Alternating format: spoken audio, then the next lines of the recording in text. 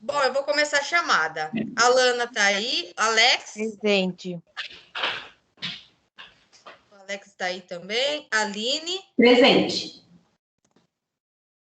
Amabile? Eu, presente. Amanda?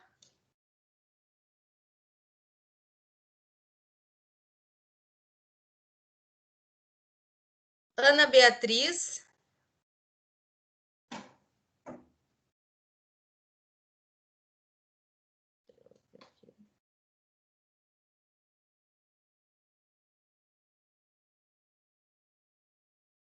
Ana Carolina? Cassiano? Ana Carolina Tentor? Aqui.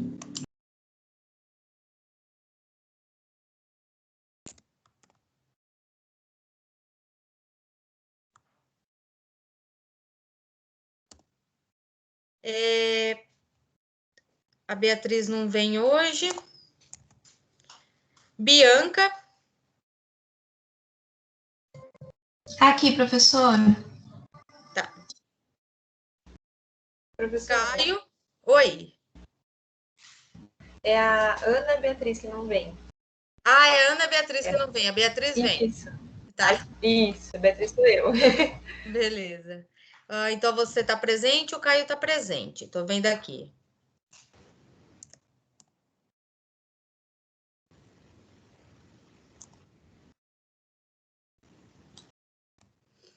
Carolina? Presente. Elísia, eu vi que está aí. Presente. Felipe? Aqui, presente. Giovanni? Guilherme? Presente. Gustavo? Presente, prof. Ingrid, eu vi que está aí também, né? Presente. João, também vi que está aí. A Laís, também, né?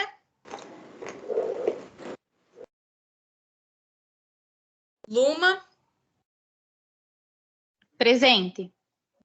Maria Eduarda? Presente. Maria Tereza?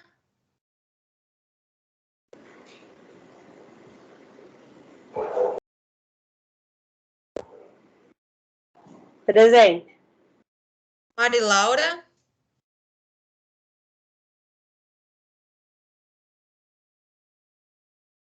Oi, presente. Me atrapalhei com o microfone. Olá. Tô? Tudo bem, e você? Ok. Tá bom. Raíza? Presente, professora. Silvana? Presente, professora. Foca? Boa noite, professora. Presente. Boa noite. Tainá? Presente. Valdete? Tá aí. Presente. Valdir tá aí também. A Vivian? Presente. Eu tô aqui. Beleza. Deixa eu só ver quem respondeu aqui pelo chat, só para eu colocar a Laís e a Amanda. Deixa eu ver aqui. Amanda. Ah, eu já tinha colocado também, Laís. Por enquanto, ficaram sem responder a chamada a Ana Carolina Cassiano e o Giovanni, mas depois eu volto para rever, tá? No final da aula. Então, bora lá. Podemos iniciar? Alguém quer falar alguma coisa antes? Fazer alguma pergunta?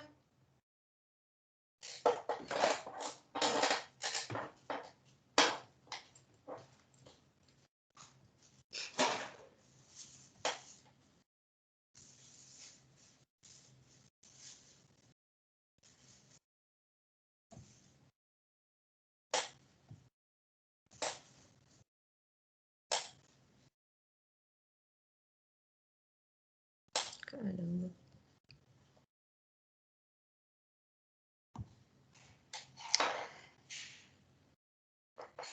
Todos estão vendo o slide?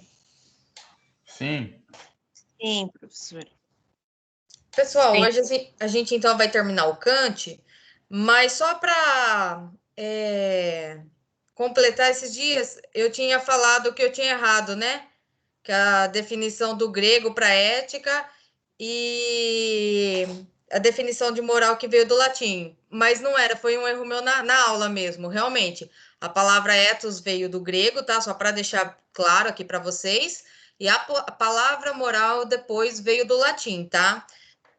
Mas como uma curiosidade, não vai cair em prova, mas como foi um erro meu lá, eu achei bacana avisar vocês, tá bom?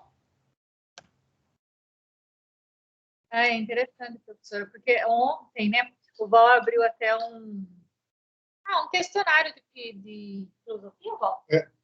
Né? Aí a gente falou assim, e agora, Val? A moral é do grego ou é do latim? A moral é do latim, a ética é do grego. Agora, na hora que eu coloquei, eu acabei não me ligando, aí eu pensei assim, bom, isso já era para eu ter falado na semana passada, mas eu acabei esquecendo. Aí eu pensei, hoje, a hora que eu estiver passando, eu já vou falar antes que eu me esqueça, né? Porque senão fica confuso mesmo.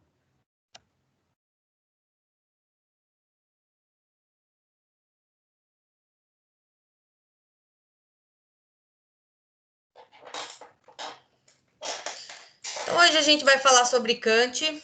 Kant é um dos filósofos aí da modernidade.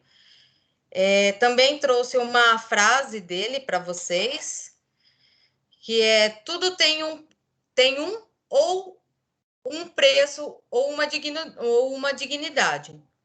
Pode-se substituir o que tem um preço por seu equivalente. Em contrapartida, o que não tem preço, portanto, o que não tem equivalente, é o que possui dignidade. Fica aí depois para vocês fazerem uma reflexão.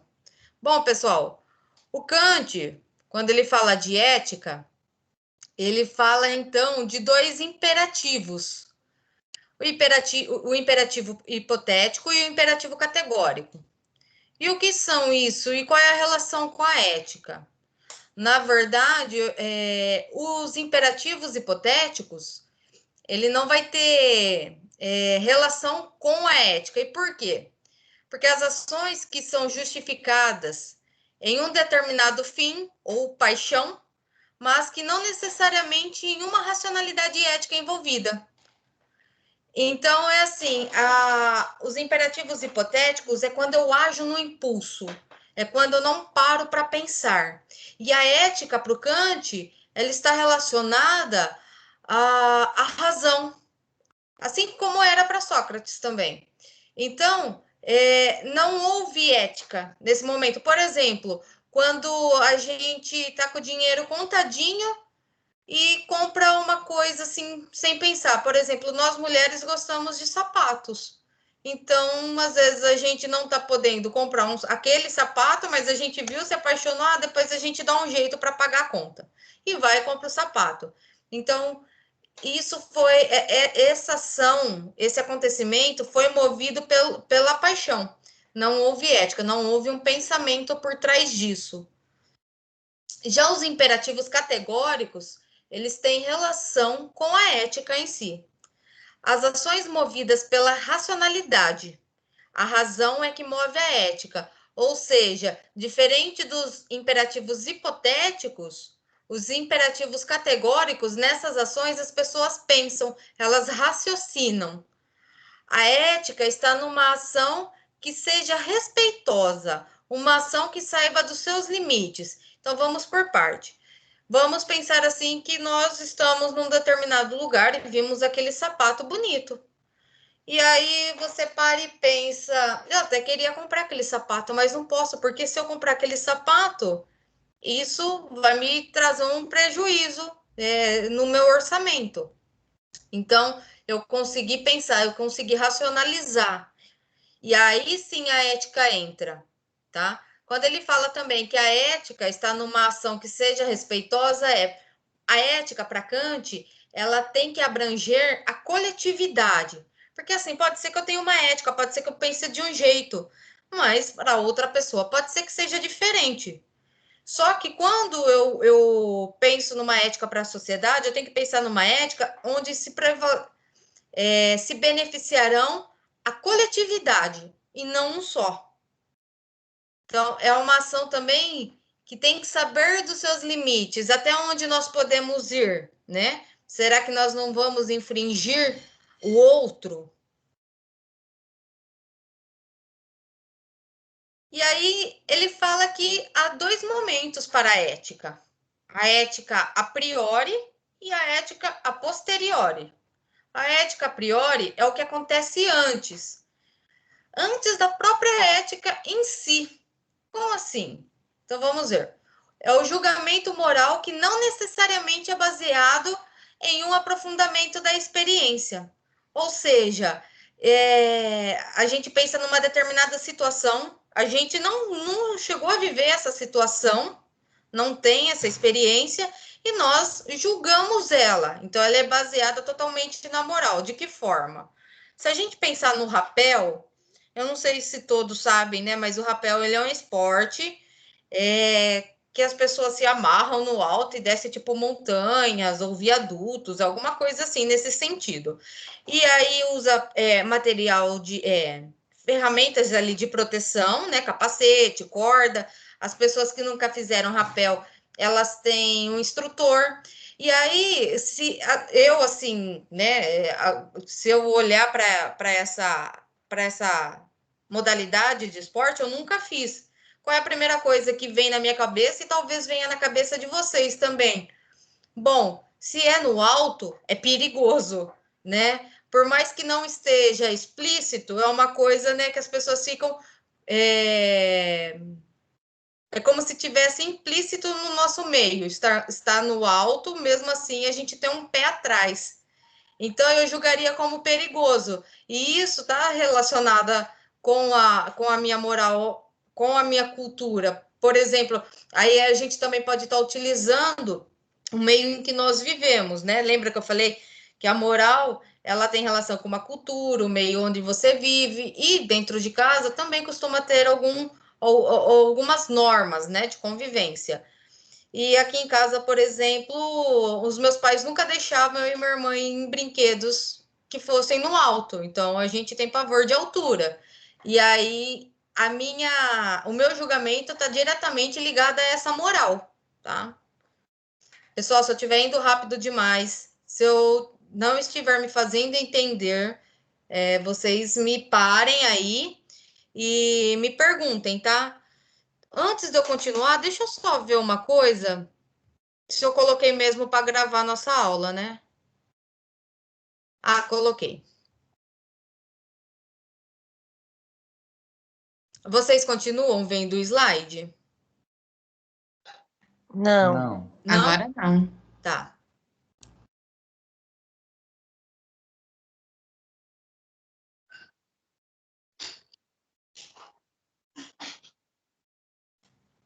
Professora, você pode me explicar essa parte das duas éticas? Que eu não compreendi muito bem. Tá. Eu vou explicar para você. Só um minutinho. Então, é assim, ó. Ele fala que existem dois momentos de ética. A ética a priori é aquilo que vem antes da ética em si, né? É o julgamento de determinada ação, de determinada situação. Ela é o julgamento da moral que não é baseada em um aprofundamento da experiência. Então, ela não tem relação com aquilo que você já viveu. Por exemplo, se a gente pegar a questão do aborto, qual seria, você não, eu acredito, né, nunca tenha vivido isso. Mas se você parar e pensar assim, se alguém chega para você e fala, olha, fulana de tal fez um aborto, talvez a primeira coisa que te venha na mente, o primeiro julgamento é falar assim, nossa, como é possível isso, né? Tirou a vida de outro ser humano, isso é pecado. Por quê? Isso não foi baseado em uma experiência que você viveu. A ética a priori, ela não tem relação com uma experiência vivida. E aí você julga essa pessoa ou esse acontecido com base na sua moral. Por exemplo, a sua moral religiosa, onde é pecado fazer um aborto. Deu para compreender até aqui? Sim, professora. Tá, ó, qualquer coisa vocês vão me perguntando, tá? Tá. Então, isso é antes da experiência. A ética a priori é antes da experiência. E a ética posteriori é após a experiência, tá? Depois. Então, a gente vai pensar em experiência, em acontecimento, em vivência. Então, ética a priori é o antes desses acontecimentos. E posteriormente ao acontecimento. Então, por meio da razão, nós conseguimos definir os preceitos éticos. Nós conseguimos pensar, então, sobre esses preceitos éticos, baseada na ação do acontecimento, tá? Individual, ou seja, na nossa experiência, no respeito e na universalidade do conceito. Então, depois da vivência, depois da experiência, é que eu consigo formular as minhas respostas ou os meus julgamentos a respeito de determinado acontecimento. Então, por exemplo, eu tinha falado do rapel anteriormente. Se eu for utilizar o rapel, se eu já tiver feito, já tiver passado por essa experiência, eu vou falar assim, não tem perigo, porque nós estamos amarrados em cordas de segurança, tem uns instrutores que vão com a gente, não tem problema, né? Se eu for falar do aborto aqui, o julgamento, se eu tiver na condição da pessoa que está abortando, vai ser diferente. Por quê? Porque eu estou passando por isso.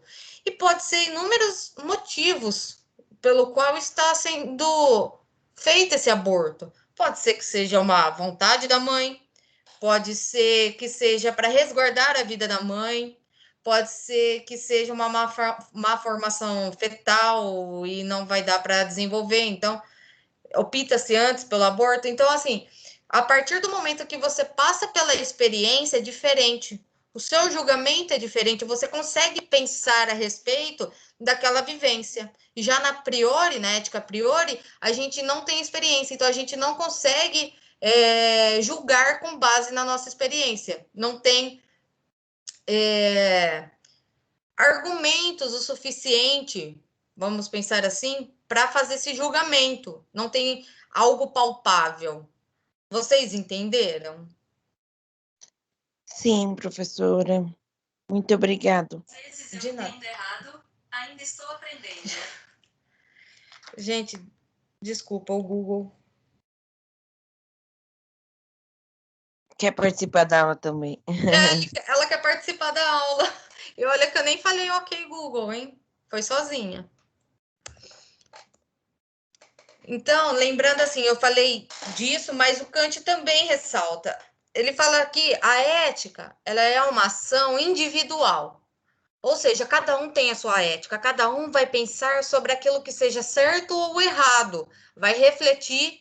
Só que essa ação individual, ela tem que influenciar a moral, e de que forma? E se ela influencia a moral, ela vai estar influenciando o meio também. Por quê?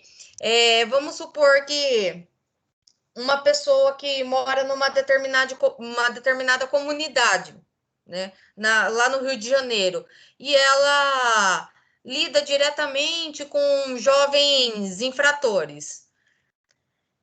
A partir do momento que essa pessoa trabalha com esses jovens e vai mostrando outras direções e vai explicando o porquê é errado seguir a vida, né, do crime, né? O que isso pode trazer de prejuízo para eles também, isso vai começar a modificar o meio dessas pessoas, desses jovens infratores. Todos? Não, todos não. Mas muitos deles vão ser influenciados. E é isso. A ética, para ele sempre falava, apesar dela ser individual, ela precisa influenciar uma comunidade, tá? Ela precisa levar algo positivo para a coletividade. E a moral, então, é a ação coletiva, né? São as normas, as regras, as leis.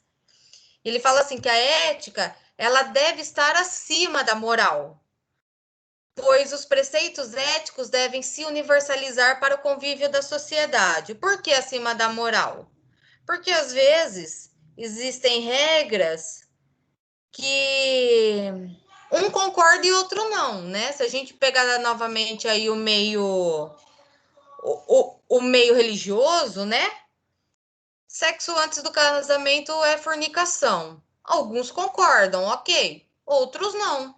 E não vão seguir, não vão respeitar isso. Então, a ética, ela vai falar sobre isso. Ela vai, então, argumentar, vai refletir a respeito desse acontecimento. Não, e ela precisa ir além disso, entende? Ela não pode taxar assim, é certo ou é errado. Por que é certo? Por que é errado? É pensar a respeito. E o de se universalizar é poder, então, levar essa condição para a maioria das pessoas. Ou seja, assim, olha, com base na religião, realmente, isso está dito, né? Não quer dizer que realmente vai acontecer, parará. Embora que tenha, lembre-se que sempre vai ter pessoas que vão ser a favor e pessoas que serão contra determinada regra, determinada norma. E isso precisa ser respeitado. Mas elas precisam saber também dos demais pontos de vista. E isso é universalizar. Isso é poder levar para a sociedade, a ética no meio social. Kant falava que o ideal é pensar no comportamento e refletir se esse comportamento outras pessoas teriam também. Então, ele fala assim, olha, para eu saber se o meu comportamento é ideal, se o meu comportamento é ético, bom, se outra pessoa fizesse isso, como é que eu ia pensar, né? Como é que eu iria julgar esse comportamento? Será que eu iria julgar como certo, como errado? E ele fala que quando a gente, então, entende que nós julgaríamos como certo, então nós estamos nesse caminho da ética. Ele fala também que a ética, ela vem de uma ação individual, mas ela influencia a moral e deve ser universal, que foi o que nós falamos ali em cima, que ela deve se expandir além dos muros da religião, do meio social, cultural. Pessoal, aqui eu termino Kant.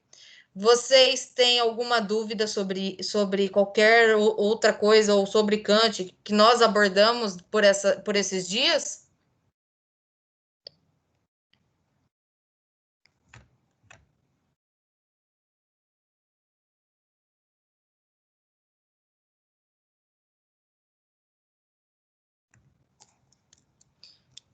Então tá.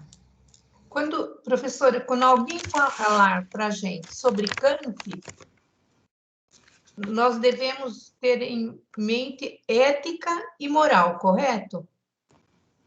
Sim, ele também fala de outras coisas, né? A filosofia dele é muito vasta. Para falar a verdade, eu não me atentei a toda uma filosofia, mas eu sei que que a ética e a moral, principalmente no direito, são muito utilizadas hoje em dia.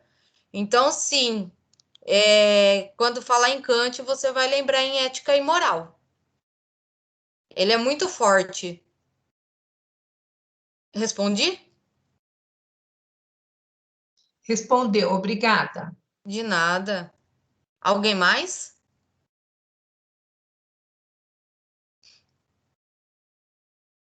Bom, então nós vamos para outro assunto hoje.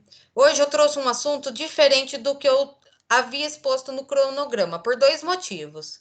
Primeiro, durante as nossas aulas, eu percebi a necessidade de falar sobre cidadania, responsabilidade e os direitos humanos.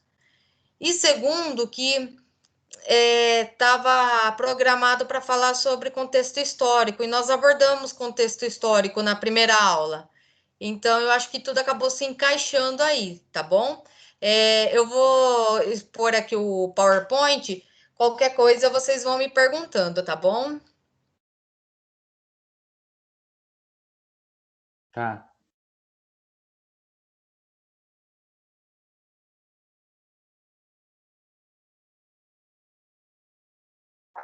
Professora, Oi? tem alguns documentos que você coloca lá no portal para a gente baixar, Ah, que são xerocados, não é? tem. Então, esses documentos eles não abrem no programa de leitura. Ah, tá, entendi. Eu vou fazer assim, eu vou ver esses que estão xerocados, se eu consigo estar digitando eles. Se eu digitar, eu te envio, pode ser? Pode ser. E aí tem um material também dessa aula que eu vou dar hoje. Eu não mandei ainda para vocês porque essa aula ficou pronta ontem. Então eu não tenho, eu não enviei por conta do horário, mas amanhã também já estará no portal para todos, tá? Tamires, mas é esse slide que você está mostrando? Isso. Mas já está no portal. O slide tá, mas eu não mandei Ah, tá. o material. Ah, tá. O Tá? PDF texto. Isso. Tá bom. Então, nós vamos falar um pouquinho sobre cidadania, responsabilidade e Declaração Universal dos Direitos Humanos. Vocês já chegaram a ver alguma coisa sobre a Declaração Universal dos Direitos Humanos?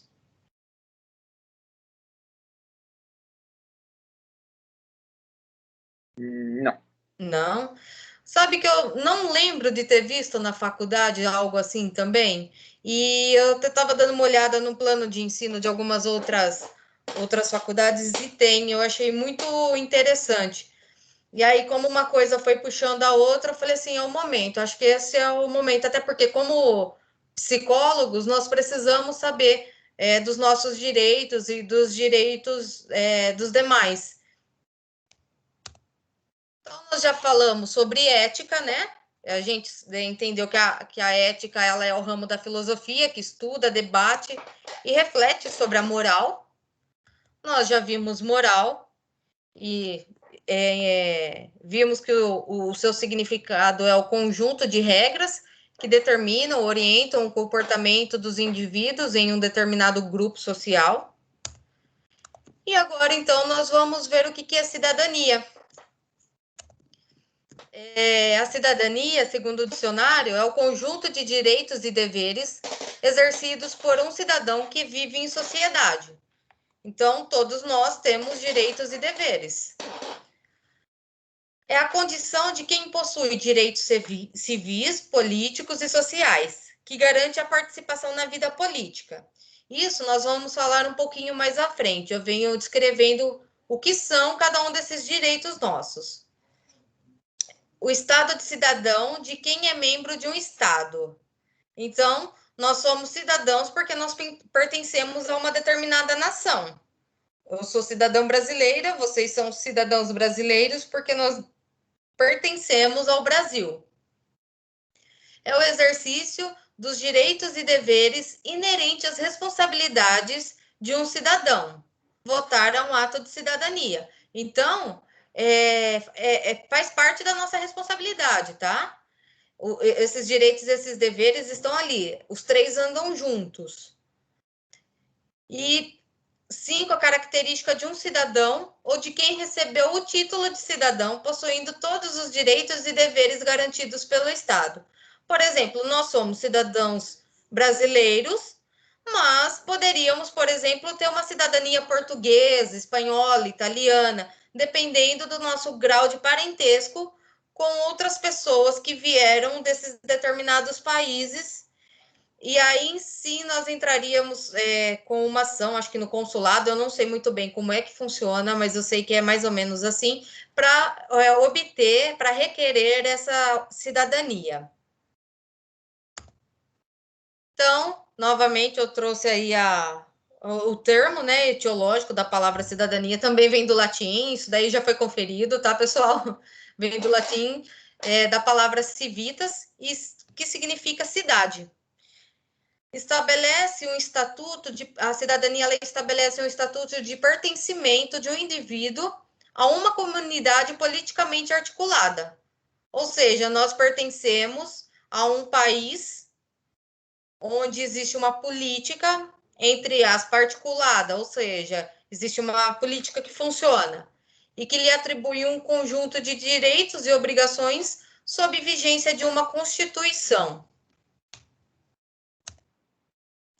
Nós temos duas categorias de cidadania. A cidadania formal e a cidadania substantiva ou real. A cidadania formal é aquela que se refere à nacionalidade, ou seja, é ao estado a que a pessoa pertence. Ela é brasileira, ela é jauense, ela é paulista, carioca, é cidadã desse estado, é cidadã desse país. Existe cidadania formal quando há o reconhecimento de que o indivíduo faz parte do estado. Essa cidadania, né, somos nós nascemos aqui, alguns em Jaú, então somos jauenses, nascemos no Brasil, somos brasileiros. Isso é formal, está reconhecido. E da mesma forma, para quem consegue, então, a sua cidadania italiana, portuguesa. Já a cidadania substantiva ou real, ela está ligada ao exercício dos direitos civis, sociais e políticos. Os direitos civis são as liberdades individuais. Então, nós temos direitos à vida, à igualdade, à liberdade de expressão e pensamento e à propriedade privada. Então, nós podemos ter casa, é um direito. Nós temos o direito de ter uma casa, de ter carro, de ter celular. Nós temos o direito de ter a vida, de sermos iguais uns aos outros, de poder pensar, de poder expressar isso. Claro que tudo de uma forma muito educada, né? Lembrando que você pode até discordar, mas ninguém precisa ser agressivo ou violento com ninguém por causa disso. Os direitos sociais estão relacionados ao bem-estar da população, como a educação, a saúde, a alimentação, a moradia, a cultura e os direitos trabalhistas. E os direitos políticos são a garantia de participação nas escolhas sociais. Ou seja, nós podemos votar em pessoas e escolher aqueles que vão estar à frente do nosso país por determinado tempo, né? No nosso caso, a cada 4 anos. De votar e ser votado para cargos eletivos e de fazer manifestações políticas. Também temos o direito de participar da política. Nós podemos nos candidatar vereador, deputado, governador, e temos o direito de sair nas ruas e fazermos manifestações. Isso é um direito nosso. Então, nós temos os direitos de ir e vir, a moradia, a saúde, a alimentação, a educação. E fora os direitos, nós temos deveres, porque assim, às vezes, nós só pensamos nos nossos direitos, a gente esquece que a gente tem deveres, né? E nós temos muitos. O voto eleitoral, ele é um dever, mas ele também é um direito nosso, porque há muito tempo nós passamos na mão de políticos onde não eram todos que votavam, não eram todos que poderiam participar, né, das sessões extraordinárias, como tem na Câmara. Acho que antigamente, antes da pandemia, toda segunda-feira tinha essas reuniões, né, na prefeitura, e é aberto ao povo. Se eu não me engano, hoje em dia isso está sendo transmitida pela TV local. Então, nós temos, além de ser um dever, então é um direito que nós obtivemos. E também temos o dever de cuidar do nosso espaço, cuidar da rua, cuidar do meio ambiente. E também temos o dever de cumprir as leis. Quando há o descumprimento dos deveres, isso acaba gerando uma punição, vamos dizer assim, ao cidadão, ao ser humano. Então, o indivíduo poderá ter parte da sua cidadania cassada. Essa seria a punição, ter a parte da nossa cidadania cassada. A exemplo de presidiários que possuem o direito de votar vetado. Então, a pessoa que está reclusa de liberdade, na cadeia, no presidiário, no presídio, enfim, ela perde o direito de votar, ela não pode participar desse momento. Se eu não me engano também, pessoas que têm envolvimento com a polícia não pode estar participando de concursos públicos, enfim, existem muitas punições, né? Muitas partes da nossa cidadania que acaba sendo vetada por descumprir esses deveres. Então, nós já vimos tudo isso, já vimos que, então, a cidadania é um conjunto de direitos e deveres exercidos por um indivíduo que vive em sociedade, mas agora a gente se pergunta, tá, nós vivemos em sociedade e aí, nós somos responsáveis? O que é isso? Qual é a força, qual é o peso da nossa responsabilidade? A responsabilidade, ela é a qualidade de quem é responsável, é a obrigação de responder por atos próprios ou alheios, por uma coisa confiada, ou por uma coisa confiada. Por exemplo, quando nós fazemos determinada coisa, né? Vamos supor aí, uma pessoa acaba saindo embriagada de carro, bebe, sai de carro embriagada e ela é pega no bafômetro. Ela vai ter que responder por isso. É responsabilidade dela. Eu não sei se vocês já começaram a assistir o seriado de Chernobyl. Vocês vão ver, vai chegar uma determinada hora lá, que vai ficar claro que a explosão tinha muita gente, né, graúda por trás disso, que falava assim, vai, aperta o botão, continua. Foi outro que fez, mas essa é a obrigação de responder por atos alheios. Então, essa pessoa que estava por trás, aperta o botão, vamos aumentar a potência, ela vai ter que responder por isso, por esse dano. Então, aí entra a responsabilidade.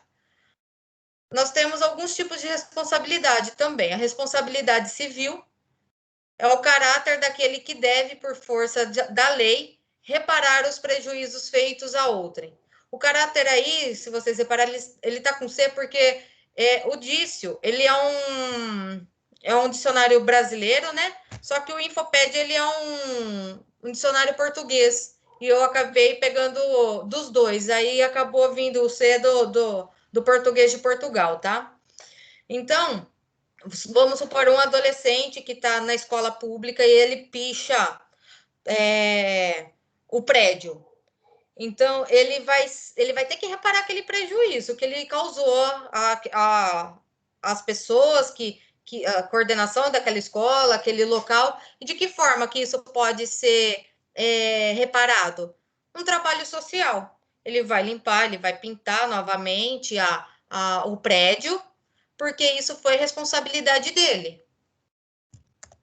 Nós temos a responsabilidade limitada, aí nós entramos num quesito assim empresarial, tá? Refere-se a certas sociedades em que os sócios só são responsáveis pelo capital com que entram. Então, eles dão conta do dinheiro, só isso, nada mais que isso. E temos a responsabilidade penal, que é o caráter daquele que, por força da lei, pode ser punido por suas contravenções, pelos seus delitos ou pelos seus crimes. Então, a pessoa roubou, a pessoa matou, né? Ela vai ser punida pelos seus atos, pelo que ela fez, por esse descumprimento da lei. Quando a gente fala assim, em chamar alguém à responsabilidade, chamar alguém para dar conta dos seus atos. Então, vamos supor aí que existe uma conversa, né, em que eu fiquei sabendo que determinada pessoa falou algo sobre mim e eu gostaria de saber se isso é verdade, o que eu posso fazer para melhorar isso, né, para arrumar o que eu fiz, alguma coisa assim nesse sentido. Então, você chama a pessoa e pergunta, fala, olha, eu soube disso, né, que você falou a seguinte coisa, e tem algo que eu posso estar fazendo. Então, assim, você está pedindo para que essa pessoa dê conta, né, do que ela falou, do que ela fez, ou se não, a gente tem que também entregar vários relatórios, né, na faculdade. Quando chega lá o final do bimestre, nós temos que entregar tudo, relatório, trabalho, aí o professor vai chamando um por um. Aí você vai lá, entrega o seu, entrega o dele. Então, também está chamando vocês a responsabilidade para dar conta daquilo que foi passado para vocês. Nós vimos alguma coisa, um pouquinho disso na primeira aula. Então, a responsabilidade como compromisso moral. Responsável é a pessoa consciente e livre que assume a autoria de seus atos. Então, só é responsável a pessoa que é consciente. Ela é consciente, ela entrou num carro embriagada, ela vai ter que responder por isso. Ela assumiu a autoria desse dano no momento que ela entrou no carro embriagada. E reconhece-os como seus e responde pelas consequências deles. Então, se você entrou num veículo embriagado e foi parado na blitz, né, e fez o exame do bafômetro, você vai ter que pagar multa, você vai perder sua carta. Por quê? Porque os seus atos te levaram a isso. Você não foi responsável a ponto de pensar. A responsabilidade, ela cria um dever. O comportamento moral, por ser consciente, livre e responsável, é também obrigatório. Todos nós aqui hoje somos responsáveis. Nós estamos aqui, somos conscientes de que estamos aqui. E por isso, o comportamento moral, aquilo que é imposto para nós, as nossas normas, nós somos obrigados a segui-las. E quando eu falo obrigados a segui-las, eu estou falando de leis mesmo políticas, tá? Leis de boa convivência também. Não estou falando quesito religioso ou de outra cultura, tá? Estou falando bem do nosso contexto político. E aí pode realmente parecer que seja paradoxal. Bom, se eu sou livre, eu sou obrigada a seguir esses comportamentos morais, né? Mas a obediência à lei livremente escolhida não é coerção. Ao contrário, é liberdade. Então, assim, é claro, gente, nem todos vão seguir as leis.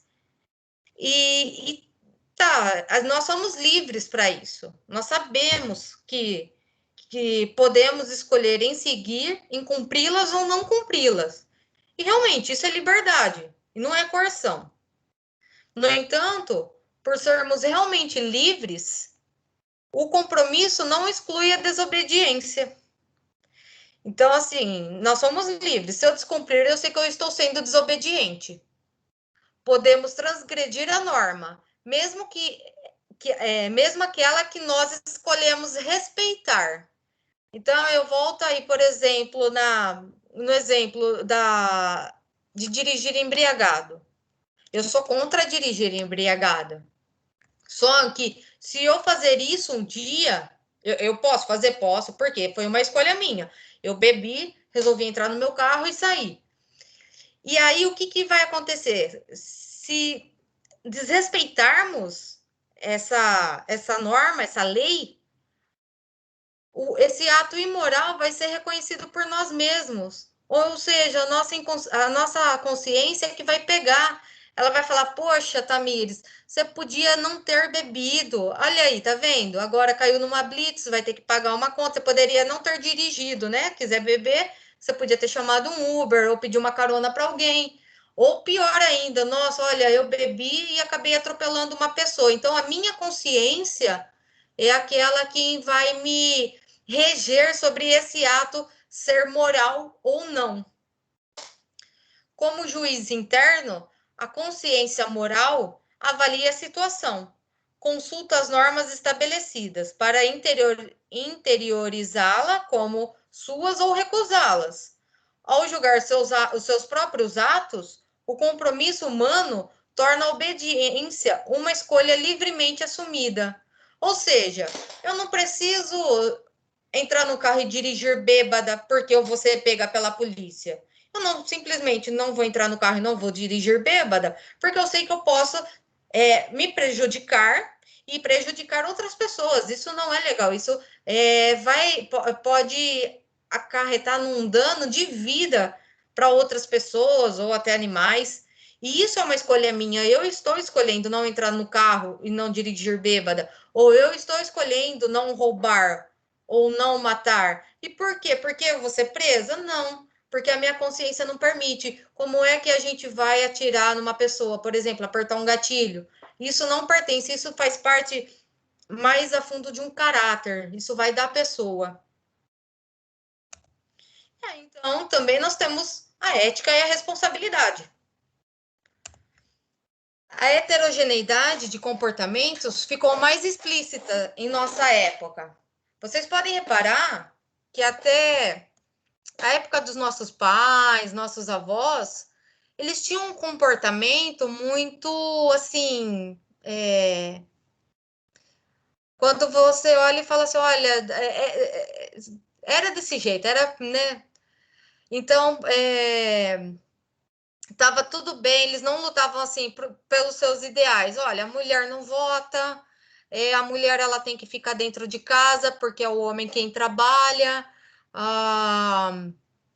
o homem, tá tudo bem se o homem bater na mulher, porque se ela apanhou, foi ela quem fez alguma coisa, ou o homem que matava a mulher, né, devido a uma traição, era para limpar a honra dele. Então, assim, nós víamos comportamentos muito parecidos uns com os outros. E não existia, assim, uma grande luta social como nós vemos hoje. E essa heterogeneidade de comportamento, essa mudança hoje está muito explícita. De que forma? Na luta.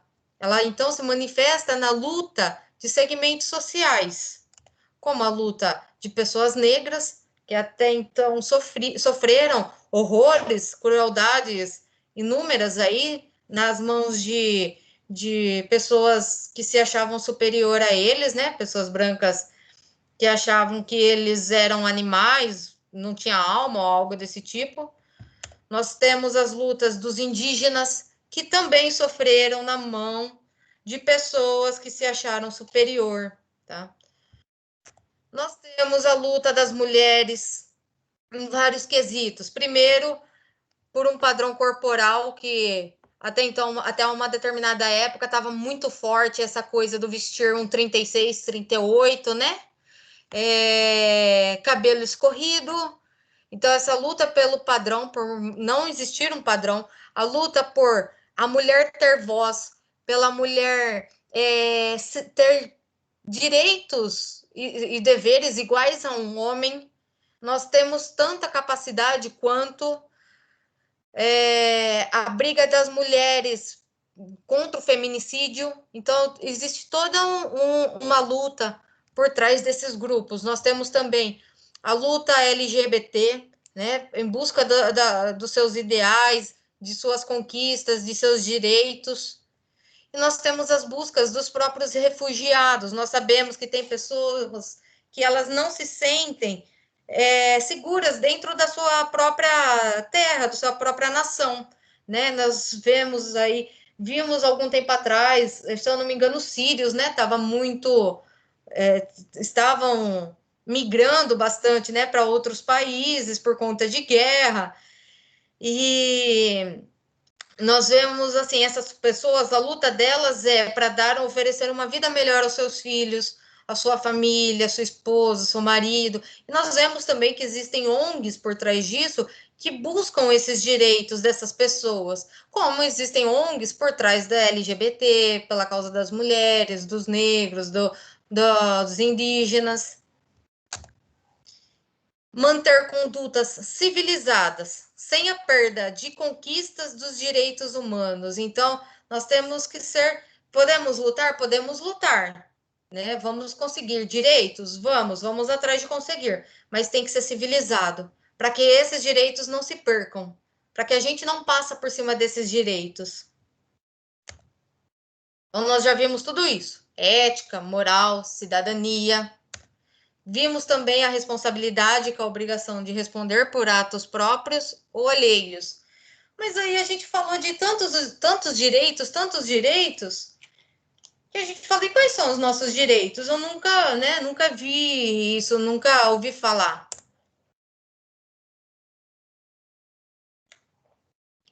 Gente, se eu estiver indo rápido, vocês me freiam, tá? Então, a Declaração Universal dos Direitos Humanos. Eu já fui também uma dessas pessoas que criticou, né, há um tempo atrás aí. Por quê? Porque quando a gente é leigo, né, a gente não sabe o que a gente fala. A ignorância, ela acaba, assim, cegando as pessoas. Como vi o exemplo aqui dentro de casa, né?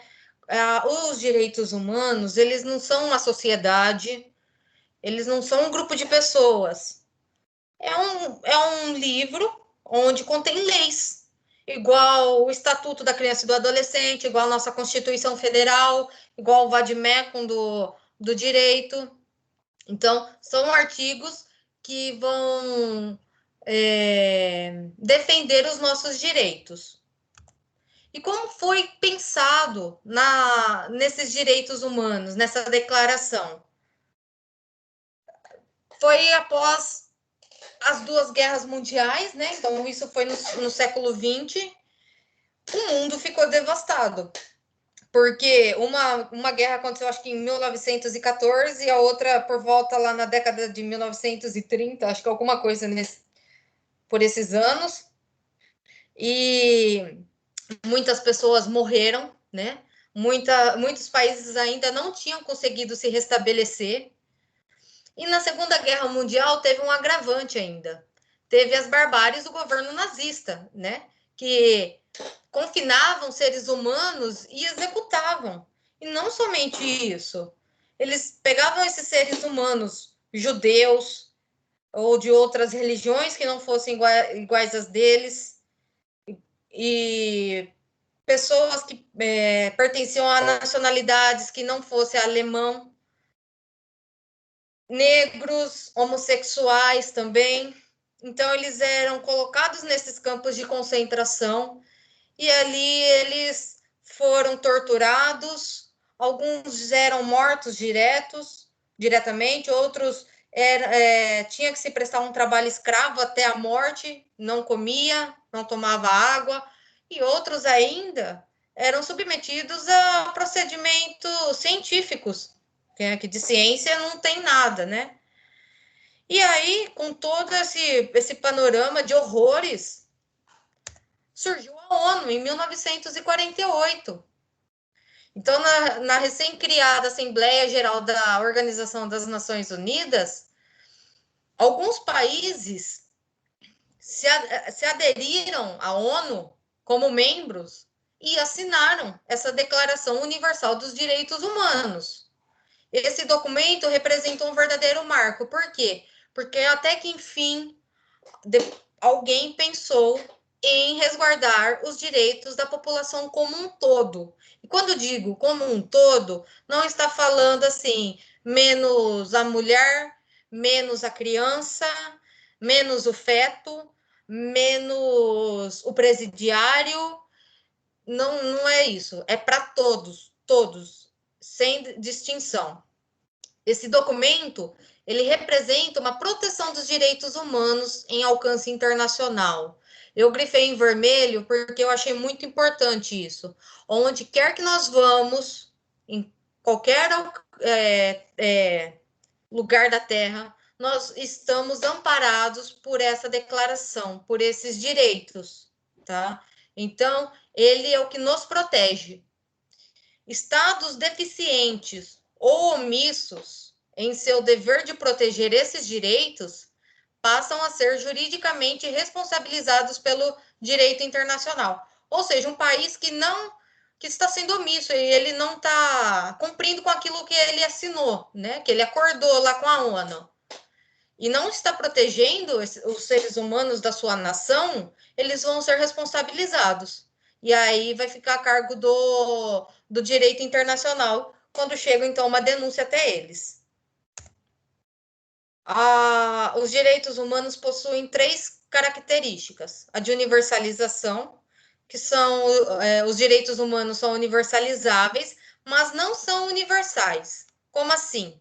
Eles são universalizáveis porque esses artigos, eles servem para todos, tá? Só que eles podem ser modificados, eles podem ser ampliados, tá? Então, tudo isso vai depender do contexto histórico, mas para ter alguma modificação também, precisa de um consenso entre pessoas, uma cúpula de vários países aí, e que pertence, então, à ONU. Os direitos humanos são universalizáveis em determinada época, após debate e consenso. Então, depois de conversar muito a respeito, essas pessoas chegaram, né, nesse ideal. Esses são os artigos que vão defender as pessoas, vão dar a elas a proteção, e vai durar. Se nós vermos que tem a necessidade, mais para frente a gente muda. Portanto, resultam da Convenção de Países que integram a ONU em determinado período.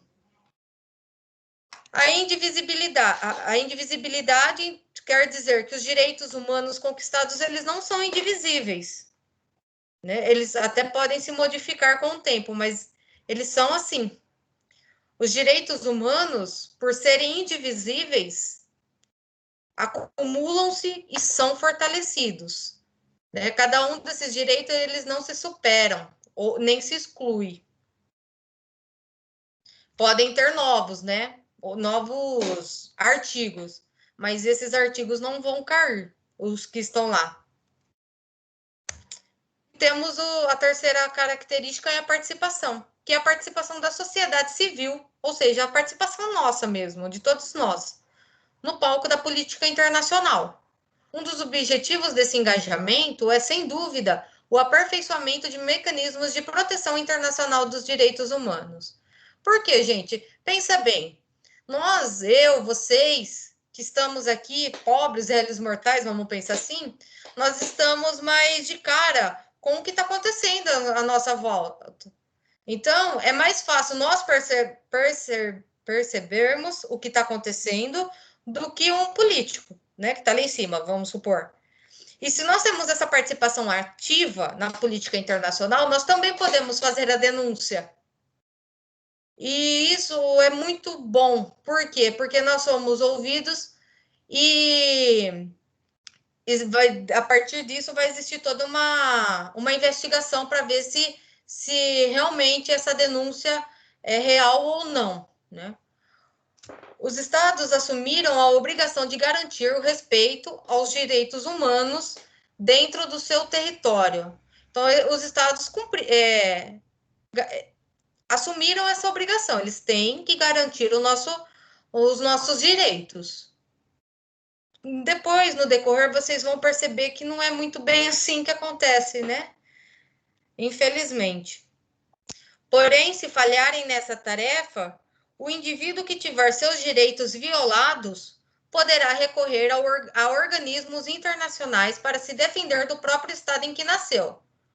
Por exemplo, eu sou brasileira, eu fui torturada, eu tenho como provar que eu fui torturada, e não adianta eu ir atrás da polícia daqui, não adianta eu fazer uma denúncia aqui, porque vai ser pior. Eu posso ir ali no meu país vizinho, ali no Paraguai ou em outro, e vou abrir eu vou fazer a minha denúncia. outro órgão, né, de outro país pode me dar esse respaldo. E aí eu trouxe todos os artigos dos direitos humanos para vocês verem. Eu acho importante, eu vou mandar para vocês também na íntegra. Eu peguei no próprio site da ONU, tá? Alguns eu cortei porque, assim, muito prolixo, né? Estavam dizendo a mesma coisa. Mas o que eu quero que vocês vejam, olhem com um olhar bastante crítico, porque os direitos humanos, todos esses artigos são lindos, né? Realmente ele vem para resguardar os nossos direitos, só que nem sempre ele é obedecido, vamos dizer assim. Muitas vezes os nossos governantes também não respeitam, e depois mais para frente vocês vão perceber artigos que mostram isso, que eles não se responsabilizam a tal ponto, né? Eu até trouxe umas questões para depois, se der tempo da gente discutir um pouquinho. Então, o artigo 1º, que eu acho aí o principal de todos, e por isso ele é o número 1, todos os artigos, pessoal, eles são autoexplicáveis. Se alguém ficar com dúvida em alguma coisa, vocês me perguntem, tá? Mas eu vou passar como eles estão aqui, tá?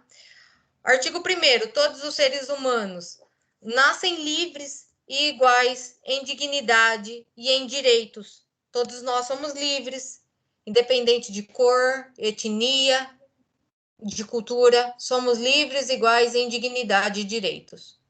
Artigo 2º, todos os seres humanos podem invocar os direitos e as liberdades proclamadas na presente declaração, sem distinção alguma, nomeadamente de raça, de cor, de sexo, de língua, de religião, de opinião política ou outra, de origem nacional ou social, de fortuna, de nascimento ou de qualquer outra situação.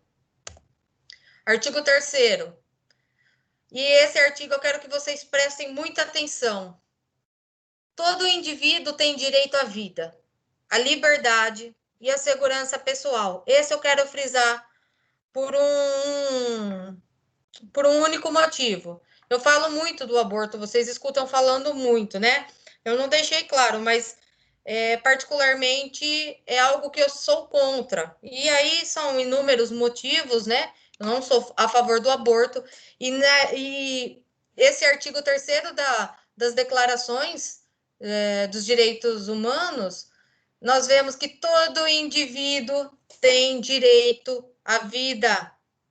Não importa que indivíduo seja ele adulto, seja ele criança, seja ele feto, ele tem direito à vida. Esse é um direito dele. Ele também era para estar assegurado, só que isso não acontece, né?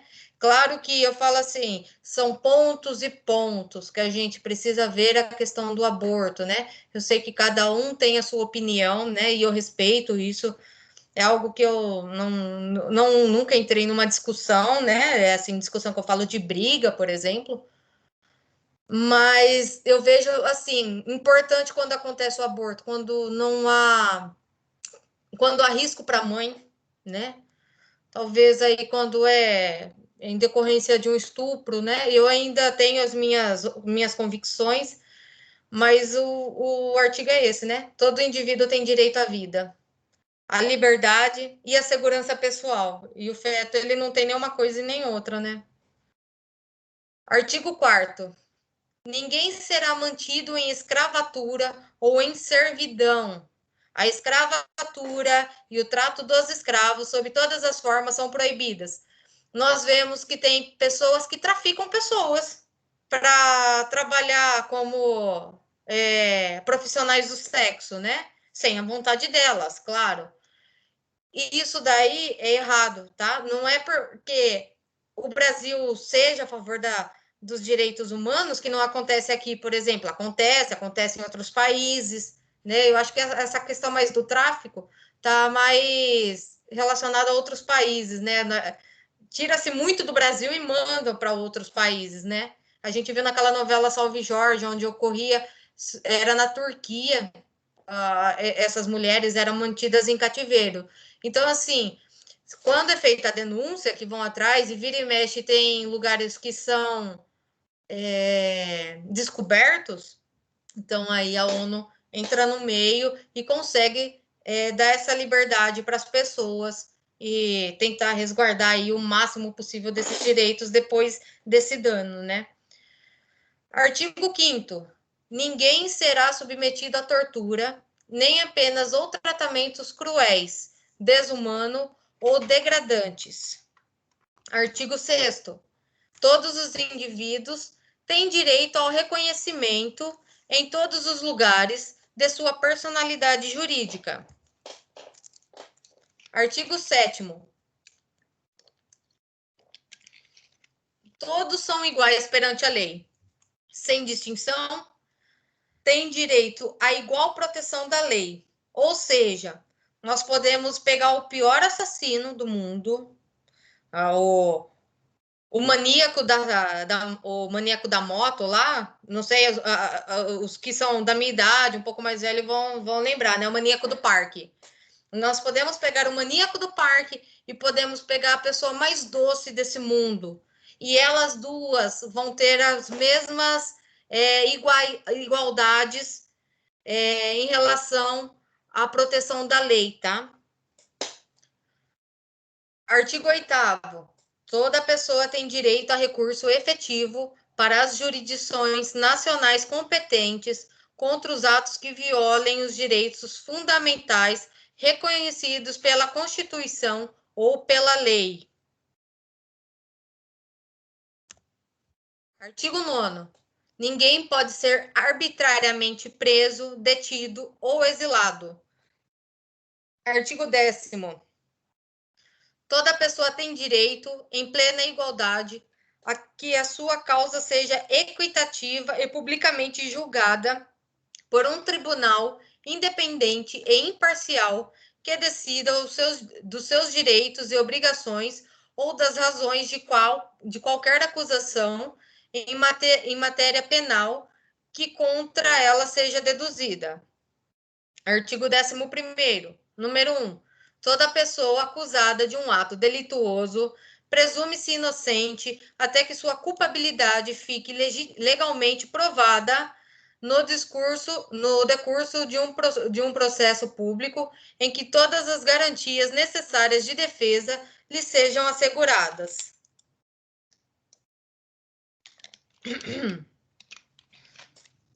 Número 2.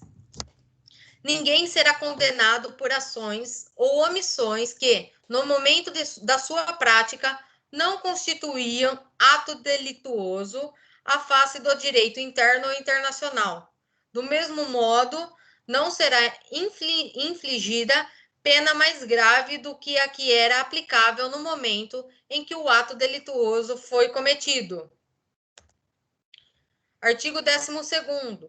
Ninguém sofrerá intromissões arbitrárias na sua vida privada, na sua família, no seu domicílio ou na sua correspondência, nem ataque à sua honra e reputação.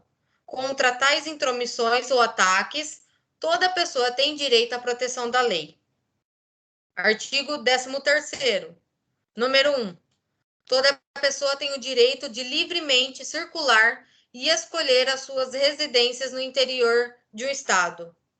2. Toda pessoa tem direito de abandonar o país em que se encontra, incluindo o seu, e o direito de regressar ao seu país. Artigo 14º. Número 1. Toda pessoa sujeita à perseguição tem o direito de procurar e de beneficiar de asilo em outros países. Número 2. Este direito não pode, porém, ser invocado no caso de processo realmente existente por crime de direito comum ou por atividades contrárias aos fins e aos princípios das Nações Unidas.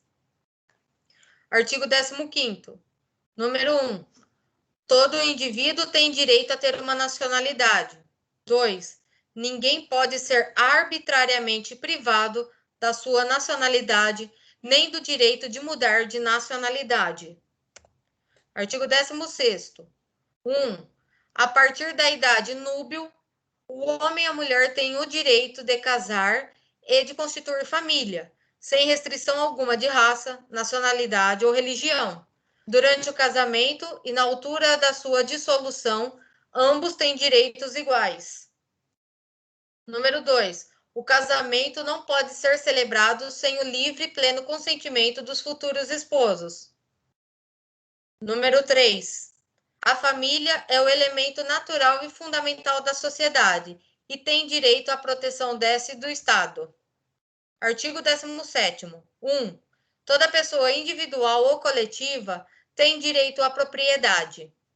2. Ninguém pode ser arbitrariamente privado da sua propriedade. Artigo 18º.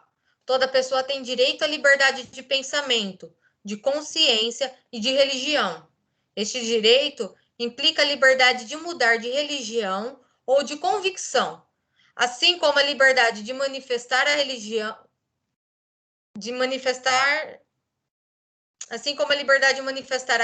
ou convicção, sozinho ou em comum, tanto em público como em privado, pelo ensino, pela prática, pelo culto e pelos ritos. Artigo 19º. Todo indivíduo tem direito à liberdade de opinião e de expressão, o que implica o direito de não ser inquietado pelas suas opiniões e o de procurar, receber e difundir, sem considerações de fronteiras, informações e ideias por qualquer meio de expressão. Artigo 20º. 1. Toda pessoa tem direito à liberdade de reunião e de associação pacíficas. 2. Ninguém pode ser obrigado a fazer parte de uma associação. Artigo 21º. Número 1. Toda pessoa tem o direito de tomar parte na direção dos negócios públicos do seu país, quer diretamente, quer por intermédio de representantes livremente escolhidos. 2. Toda pessoa tem direito de acesso, em condições de igualdade, às funções públicas do seu país. Número 3. A vontade do povo é o fundamento da autoridade dos poderes públicos e deve exprimir-se através de eleições honestas e realizar periodicamente por sufrágio universal e igual, com voto secreto ou segundo processo equivalente que salvaguarde a liberdade de voto. Artigo 22º. Toda pessoa, como membro da sociedade, tem direito à segurança social e pode legitimamente exigir a satisfação dos direitos econômicos, sociais e culturais indispensáveis, graças ao esforço nacional e à cooperação internacional, de harmonia com a organização e com os recursos de cada país. Artigo 23º. Número 1. Toda pessoa tem direito ao trabalho, à livre escolha do trabalho, às condições equivalentes e satisfatórias de trabalho e à proteção contra o desemprego. 2. Todos têm direito, sem discriminação alguma, a salário igual por trabalho igual. Número 3. Quem trabalha tem direito a uma remuneração equitativa. Equitativa significa justa, tá, pessoal? E satisfatória, que lhe permita à sua família uma existência com a dignidade humana e completa, se possível, por todos os outros meios de proteção social. Toda pessoa tem o direito de fundar com outras pessoas sindicatos e de se filiar em sindicatos para a defesa dos seus interesses. Artigo 24º. Toda pessoa tem direito ao repouso e aos lazeres, especialmente a uma limitação razoável da duração do trabalho e às férias periódicas pagas. Artigo 25º. 1. Toda pessoa tem direito a um nível de vida suficiente para lhe assegurar e à sua família a saúde e o bem-estar, principalmente quanto à alimentação, ao vestuário, ao alojamento, à assistência médica e ainda quanto aos serviços sociais necessários e e têm direito à segurança no desemprego, na doença, na invalidez, na viuvez, na velhice ou em outros casos de perda de meios de subsistência por circunstâncias independentes da sua vontade.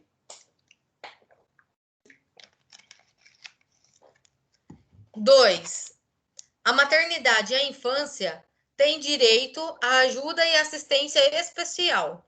Todas as crianças nascidas dentro ou fora do matrimônio gozam da mesma proteção social. Artigo 26º, número 1. Toda pessoa tem o direito à educação. A educação deve ser gratuita, pelo menos a correspondente ao ensino elementar fundamental. O ensino elementar é obrigatório. O ensino técnico e profissional deve ser generalizado. O acesso aos estudos superiores deve estar aberto a todos em plena igualdade em função de seu mérito, e entre os vestibulares, tá? 2. A educação deve visar a plena expansão da personalidade humana e ao reforço dos direitos do homem e das liberdades fundamentais e deve favorecer a compreensão, a tolerância e a amizade entre todas as nações e todos os grupos raciais ou religiosos, bem como o desenvolvimento das Nações Unidas para a manutenção da paz. Número 3. Aos pais pertence a prioridade do direito de escolher o gênero de educação a dar aos filhos. Aí a gente tem que tomar um pouquinho de cuidado, né? Eu tenho que arrumar esse acento, tá, pessoal? Esse gênero aí saiu com o acentinho errado.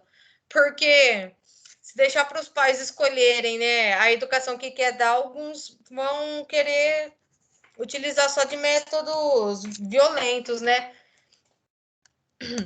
Artigo 27º, número 1. Toda pessoa tem o direito de tomar parte livremente na vida cultural da comunidade, de fruir as artes e de participar no progresso científico e nos benefícios que destes resultam. Número 2. Todos têm direito à proteção dos interesses morais e materiais ligados a qualquer produção científica, literária ou artística da sua autoria. 28º. Toda pessoa tem direito a que reine, no plano social e no plano internacional, uma ordem capaz de tornar plenamente efetivos os direitos e as liberdades enunciadas na presente declaração. Artigo 29º, número 1.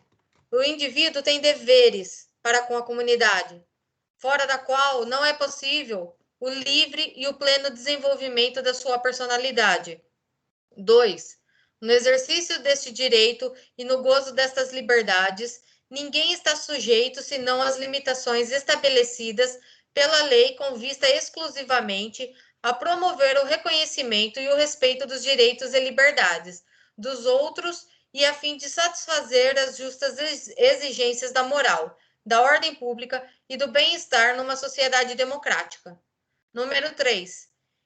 Em caso algum, esses direitos e liberdade poderão ser exercidos contrariamente e aos fins e aos princípios das Nações Unidas. Ufa, até que enfim, né? Artigo 30º. Nenhuma disposição da presente declaração pode ser interpretada de maneira a envolver para qualquer Estado, agrupamento ou indivíduo o direito de se entregar a alguma atividade ou de praticar algum ato destinado a destruir os direitos e liberdades aqui enunciados. Para finalizar, eu trouxe essa charge. Então, aí tem um homenzinho sentado, né? E ele está datilografando, que era uma máquina de escrever de antigamente, se falava datilografar, não era digitar. E aí ele lê ou ele escreve, né? Quando vejo alguém bradar contra os direitos humanos, imagino um cão latindo contra os direitos dos animais. Agora eu gostaria de conversar um pouquinho com vocês. Vocês podem estar ligando a câmera, por favor?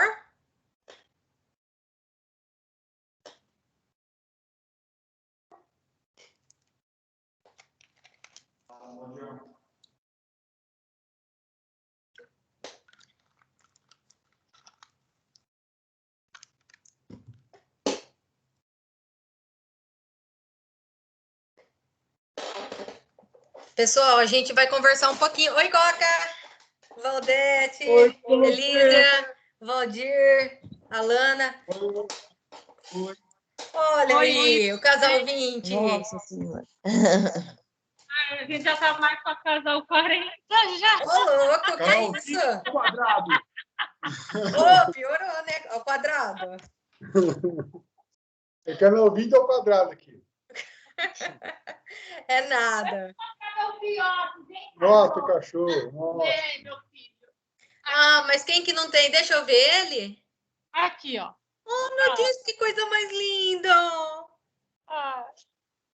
Meu filhote. Como que é o nome dele? Zorro. Zorro. Ah, é, você falou na primeira aula do Zorro. É o nosso mascote. Que lindo! Só tem ele? Faz 2 anos. Em maio. Vai fazer 2 aninhos. Igual a gente, tá tudo no segundo ano, ele também tá fazendo 2 aninhos. Tá graduando com vocês. Isso. Pessoal, até agora, vocês ficaram com alguma dúvida? Tem alguma coisa que vocês queiram me falar? Eu não sei se vocês já tinham visto. Eu tenho uma coisa para falar, professor. Pode falar. Então, toda pessoa acusada de um ato delituoso presume-se inocente até que sua culpabilidade fique legalmente provada. Então, por que tem prisão preventiva? Por que as pessoas ficam presas até esperar um julgamento? Eu queria saber, o pessoal falar um pouco sobre isso para mim. Olha, eu vou falar isso assim com base naquilo que eu acho, porque assim, eu não domino muito, não domino nada, né, o direito, não é minha praia. Mas quando sai essas prisões preventivas, e se tiver alguém no grupo que saiba mais e possa complementar essa resposta, por favor, tá? Quando sai a prisão preventiva, é porque já se sabe que o crime foi cometido por aquela determinada pessoa. Caso contrário, não teria prisão preventiva.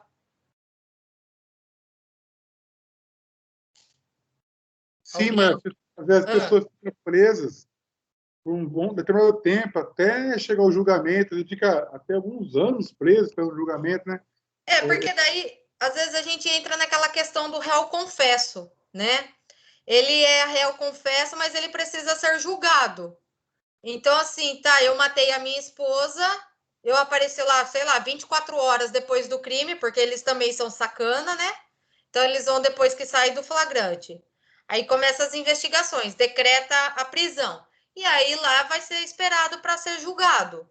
Porque o julgamento não é só para falar se você é inocente ou não, mas a partir do momento que você não é mais inocente, qual vai ser sua pena? Os advogados, eles trabalham assim, por exemplo, quando sabe que é réu confesso, eles trabalham com a possibilidade de melhorar esse julgamento, de melhorar essas condições que ele vai ter no julgamento. Entendi. Eu espero que... Eu não sei se eu vou ajudar muito nessa questão do direito, porque não é minha praia, mas assim, pelo que eu já li, pelo que eu já conversei com alguns amigos que fizeram direito, mas se tiver alguém aí que saiba, fica à vontade para complementar, tá bom? Eu nunca parei para ler. Olha que interessante, eu nunca tinha parado para ler a Declaração dos Direitos Humanos. Foi a primeira vez que eu peguei para ver, foi para montar aula para vocês. E eu achei ele lindo, ele é maravilhoso. Só que nós pudemos perceber que, assim, não vou dizer que ele seja falho, porque, assim, precisaria de que pessoas fiscalizassem isso. E a gente está falando de leis para um mundo inteiro, né? Para todo o planeta Terra. Como que vai ter órgãos, né? Cada país... Porque, pelo que eu entendi, assim, eu vou ver se eu consigo trazer para vocês os nomes dos países que estão como membros, né? Porque ainda hoje a gente vê coisas que acontecem em outros países e a gente fala, como é que isso acontece ainda, né? Até um tempo atrás a gente via casamentos entre homens adultos e meninas, crianças, né? E a gente viu que isso não pertence, não pode, é um direito da criança não se casar. Então, eu acho assim, deveria existir uma fiscalização maior. Mas aí a gente para e pensa, pô, na nossa cidade, Jaú, que é pequena, tem vocês que, né, Itapuí, Dois Córregos, que é uma cidade que consegue ser menor que a nossa, não tem fiscalização para pandemia. A gente viu de uns dias para cá que até a Defesa Civil saiu na rua, né, para fazer essa fiscalização. Mas se a gente for pegar um grosso modo, não existe fiscalização nem para a pandemia, quanto mais para esses direitos, né? Nós vimos também nos artigos 23º, 24º ali, e a pergunta que eu faço para vocês é: as pessoas, elas recebem o seu salário na mesma proporção do seu trabalho? Vocês acham que isso acontece? Não acontece. Eu também acho que não. Quem mais? Comparado homem e mulher, a gente observa... Pode falar, Paulo, depois Pode falar. Bom, então, comparado entre o homem e a mulher, o homem ganha muito mais do que a mulher. Tá. Quem mais ia falar? Pessoal, abre a câmera aí, quem puder. Tá, eu vou falar. Assim, com relação... São duas coisas que foi falado e eu acabei lembrando, tá? Primeiro, com relação ao salário, a primeira coisa que veio na minha mente foi a questão do denário. Denário? É, uma coisa que o Paulo sempre fala, né? Aquilo que foi combinado, né? Foi combinado, não tá caro, né? Se você foi lá, acordou com o seu patrão, o salário, e você está trabalhando por aquilo, então você não tem que reclamar dessa situação, tá? É algo que até tem uma história na Bíblia, que é a analogia, denário. Sim. Tá? Então, é uma história, outro momento a gente conta. Com relação a cargos, quando você fala assim de funções, aí eu posso dar um outro exemplo. Eu tenho experiência de contabilidade, trabalhei em outras empresas, né? E teve experiências de ter pessoas trabalhando, executando a mesma função que eu, tá? E aconteceu de ter, mesmo tendo a mesma função, ou vindo em função inferior, né? Acabar ganhando mais. Tá? Não sei se vocês escutaram o Val falando aqui, homens, né? Então, né? Então, tem isso mesmo, né? Aí eu entro aquela questão. Eu não tenho muito, eu falo assim que eu ainda preciso melhorar muito meu argumento, né? Eu gosto muito de ganhar pelas minhas qualidades, pelo meu trabalho. Então, eu vou chegar e vou falar, olha, o que está acontecendo? Eu sei que eu fiz um combinado com você, isso, né? É muito chato quando você acaba descobrindo. Mas também, se combinou, foi feito um novo acordo, aí eu entro nessa questão de crença, vamos falar assim, né? Aí entra nesse ditado, né? Que eu falei do denário, né? Se eu fui lá e fiz um acordo com meu patrão, eu combinei com o salário X, é isso? Se ele chamou outra pessoa para trabalhar e fez o salário Y, eu também fico meio inquieta, falo assim, por que eu vou questionar, né? É algo mais de crença cultural, isso daí, religiosa, mas assim. Mas se está fazendo a mesma função, a lei fala, aí entrando na lei, que tem que ser igual, direito igual. Se é direito igual, tem que ser pago como igual. São duas questões que essa sua pergunta me removeu, tá bom? E é isso. Neutro, né? Nem para um lado nem para o outro. Eu fiquei meio neutra nessa situação, né? Mas, assim, aconteceu, né? E aí eu até mostrei qual que é o impasse que eu acabo passando, né? A situação que eu acabo vivenciando. Combinei. Se eu combinei, por que eu vou lá, né? Porque aí acabou, mas combinou, é chato, né? E aí fala assim, então pega, você vai ficar batendo. Não, pega e sai, fica sai. Né? Eu tenho muito essa questão de olhar os dois lados. Vamos falar assim, você sentou, combinou, combinado não é caro, né? E aí ele tem esse direito de combinar. Porque realmente, enquanto empregador, o empregador ele tem sim esse direito de fazer esses combinados com outros funcionários, individual, né? Se a gente for trabalhar, vamos supor, uma psicologia organizacional, eu vou falar que o empregador não tem esse direito? Ele tem esse direito, né? Se eu pensar desse jeito. Lógico que não pode na questão de cargas iguais, né? Quando o salário, o cargo é igual, tem que ser reconhecido como igual, a não ser por tempo de serviço, aí tem algumas particularidades, né? Sim. Carreira, tudo.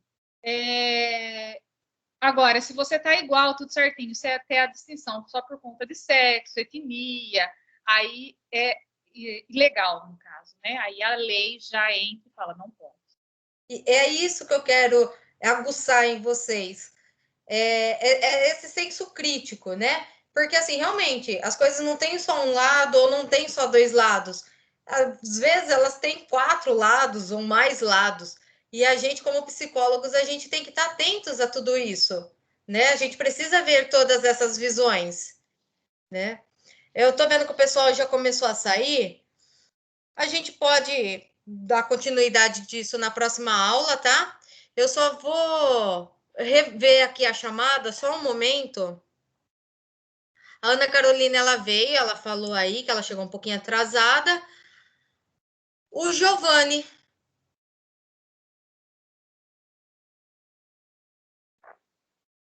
A Mabile eu já tinha colocado. Acho que o Giovanni não veio mesmo, então, né, pessoal? Gente, até amanhã eu coloco para vocês todos os materiais, tá?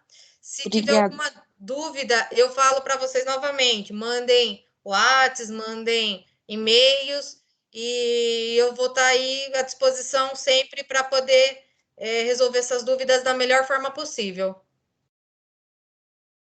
Tá bom, obrigada, Tamires. Tá bom, Eu que agradeço. muito obrigada. Boa noite. Boa noite, uma boa semana a todos. Obrigada. Obrigada. Tchau, tchau. Tchau, professor. Falou, Valdir.